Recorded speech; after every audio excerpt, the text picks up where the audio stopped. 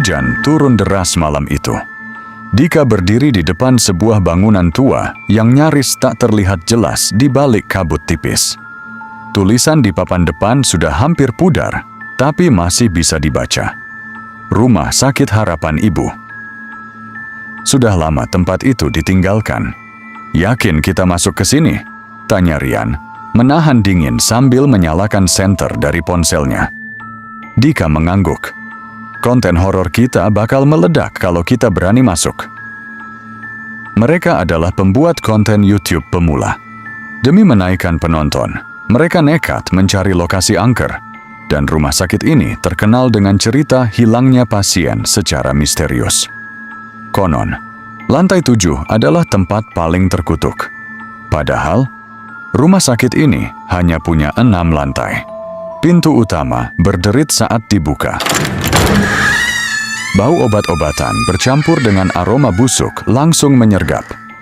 Lorong panjang gelap terbentang di depan mereka, dengan kursi roda berkarat tergeletak di sudut. Dika mulai merekam. Teman-teman, malam ini kita ada di rumah sakit terbengkalai yang katanya. Tiba-tiba, suara roda berdecit terdengar dari dalam. Mereka berdua terdiam. Itu suara apa? Bisik Rian. Dika mengarahkan kamera ke arah suara. Kosong. Tidak ada siapa-siapa. Mereka melanjutkan masuk, menyusuri lorong menuju tangga. Setiap langkah terasa berat. Lampu senter berkedip beberapa kali. Saat mereka sampai di tangga, Dika melihat sesuatu. Sebuah tulisan di dinding yang hampir tertutup jamur. Jangan ke lantai 7. Rian tertawa kecil, mencoba terlihat berani. Pasti cuma mitos. Namun, di bawah tulisan itu, ada bekas cakaran. Seperti seseorang berusaha keluar dari dinding. Mereka naik ke lantai 2, 3, 4. Semua kosong. Hanya suara langkah mereka yang menggema. Saat sampai di lantai 6, mereka berhenti. Di depan mereka, ada satu tangga lagi ke atas. Padahal, seharusnya sudah tidak ada lantai lagi. Dik, suara Rian mulai gemetar.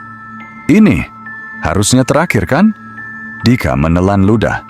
Harusnya iya, tapi di atas sana terlihat cahaya redup, seperti lampu yang masih menyala.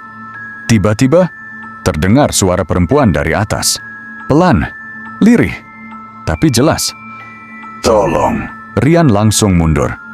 Itu suara siapa? Dika justru mengangkat kamera lebih tinggi. Ini konten emas. Dengan ragu, mereka melangkah naik. 1 langkah, 2 langkah. Semakin ke atas, udara terasa semakin dingin, dan bau busuk semakin kuat. Saat mereka sampai di ujung tangga, mereka melihat sebuah papan. Lantai 7. Lampunya berkedip.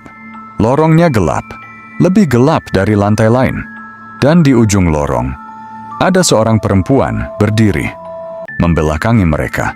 Rambutnya panjang, basah, seperti habis kehujanan. Permisi, kata Dika pelan. Perempuan itu tidak bergerak.